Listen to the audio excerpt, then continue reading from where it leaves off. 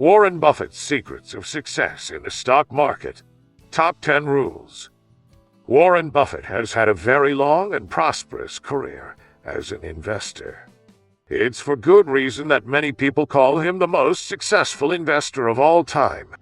He's the chairman and CEO of Berkshire Hathaway investment firm. At $80.5 billion, Buffett is currently the third richest man in the world.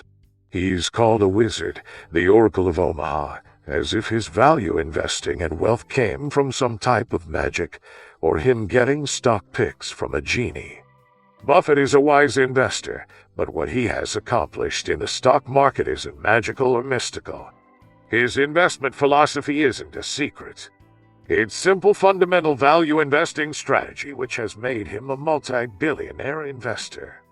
In this video we will show you Warren Buffett's secrets of success in the investment world, his top 10 investing rules, and his advice about succeeding in life. The video will also show Buffett's life lessons and his most honest advice to young people who want to be rich and successful by investing in value stocks. Welcome to Alpha Galore, the place for those in passionate pursuit of luxury and wealth. Smash the subscribe button now and hit the notification bell to be notified when new videos are released. Warren Buffett is a prominent philanthropist who has shared his wealth and knowledge since the beginning of his spectacular rise. It's no surprise that more than 47 books have been written about Buffett because everyone wants to know what makes him tick. The only other people who have had books written about them more than Buffett are U.S. presidents and the Dalai Lama. Here are the top 10 Warren Buffett's secrets of success in the stock market in his own words. What's the secret of that? You find your passion. You find your passion. I was very, very lucky to find it, when I was 7 or 8 years old, and fortunately, my children have found their passion. One son loves farming like nothing else. One son loves music like everything else, and all three of them love philanthropy and what they get to do. You're lucky in life when you find it, and you can't guarantee you're going to find it in your first job out. But I always tell college students that come out, I say, take the job that you would take if you were independently wealthy. You're going to do well at it. If you think you're going to be a lot happier if you've got 2x instead of x, you're probably making a mistake. I mean, you ought to find something you like that works with that, and you'll get in trouble if you think that making 10x or 20x is the answer to everything in life, because then you will do things like borrow money when you shouldn't, or maybe cut corners on things that your employer wants you to cut corners on. Or it just doesn't make any sense. You won't like it when you look back on it. I just read and read and read. I probably read 5 to 6 hours a day. I don't read as fast now as when I was younger, but I read 5 daily newspapers. I read a fair number of magazines. I read 10Ks. I read annual reports, and I read a lot of other things too. So I've always enjoyed reading. I love reading biographies. It never bothered me if people disagreed with what I thought, as long as I felt I knew the facts. I mean, there's a whole bunch of things I don't know a thing about. I just stay away from those. So I stay within what I call my circle of competence.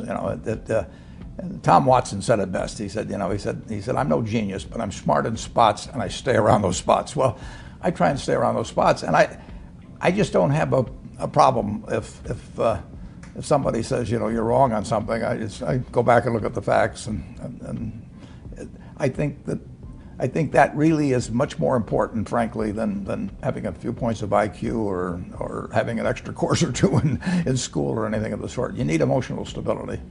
Famous lesson about a margin of safety, that you don't drive a truck that weighs 9,900 pounds across a bridge that says limit 10,000 pounds, because you can't be that sure about it. If you see something like that, you go down a little further down the road and you find one that says limit 20,000 pounds, and that's the one you drive across. 3 things in hiring people: look for integrity, intelligence, and energy. And he said if the person didn't have the first 2, that the latter 2 would kill them, because if they don't have integrity, you want them dumb and lazy. You don't want them smart and energetic. What kills great businesses, if you look at, I do believe in looking at history, and I like to study failure, actually. And my partner says all I want to know is where I'll die, so I'll never go there. And we want to see what has caused businesses to go bad. And the biggest thing that kills them is complacency. I mean, you want a a restlessness, a feeling that, you know, that somebody's always after you, but you're going to stay ahead of them. You always want to be on the move. And when you've got a great business, you know, like Coca-Cola, which is, there aren't any like Coca-Cola, but you really, the danger would always be that you rest on your laurels. But I see none of that, obviously, at Coca-Cola. But that is the key, to compete the same way when you've got 1.8 billion servings being sold daily as when you were selling, you know, 10 a day. And that restlessness, that belief that tomorrow is more exciting than today, you know, you just have to have it permeate the organization. The nature of capitalism is that people want to come in and take your castle. It's perfectly understandable. I mean, if I'm selling television sets or something, there's going to be 10 other people that are going to try and sell a better television set. If I have a restaurant here in Omaha, people are going to try and copy my menu and give more parking and take my chef and so on. So capitalism's all about somebody coming and trying to take the castle. Now, what you need is you need a castle that has some durable competitive advantage, some castle that has a moat around it. And that moat, one of the best moats in many respects, is to be a low-cost producer. But sometimes the moat is just having more talent. I mean, if you're the heavyweight champion of the world and you keep knocking out people, you've got a competitive advantage as long as you can keep doing it.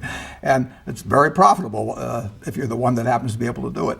If you can turn out great motion pictures, I mean, you know, Steven Spielberg, I mean, he's a fellow to bet on, and it has enormous economic value. Who was Ben Graham? He was your primary mentor, model? He was a wonderful man, and he was my professor at Columbia. I read his book when I was 19 at the University of Nebraska, and I'd started investing when I was 11, and I started reading about it when I was like 7. So I'd gone through I read every book in the Omaha Public Library that there was on, by the time I was 12, on investing and stock market. And I had a lot of fun, but I never really found out, I never got grounded in anything. And it was entertaining, but it wasn't going to be profitable. And then I read Graham's book, The Intelligent Investor, when I was at the University of Nebraska. And that just opened the whole thing up to me. Yeah, and I named my oldest son is named Howard after my dad, Graham Buffett, and he was a marvelous man. Never expected anything from me in return. You'd be surprised at my days. I mean, they're very unstructured, no meetings, none. I mean, I don't like meetings, and I read a lot. I wish I were a faster reader. You know, I'd get more done, but I do read a lot, and I'm on the phone a moderate amount. Our businesses run themselves basically out there. My job is allocating capital, and that's what I'm thinking about. But I don't like to have things all packed hour to hour to hour. And Bill and I are both extraordinarily lucky. I mean, we really get to do what we like to do, the way we want to do it, with people that we choose to be around, and they're terrific. I mean, we've really got everything our way, and we're very fortunate. And in his world, he has a different kind of pace than I have, but we both love it the way we do it. And my guess is that we're each the most productive in that particular mode too, because it fits our personalities and aptitudes. Ben Graham in his low teens looked around, and he looked at the people he admired, and he said, you know, I want to be admired, so why don't I just behave like them? And he found there was nothing impossible about behaving like them. And similarly, he did the same thing on the reverse side in terms of getting rid of those qualities. You have given a lot of fabulous advice, but what's the best advice that you've ever received?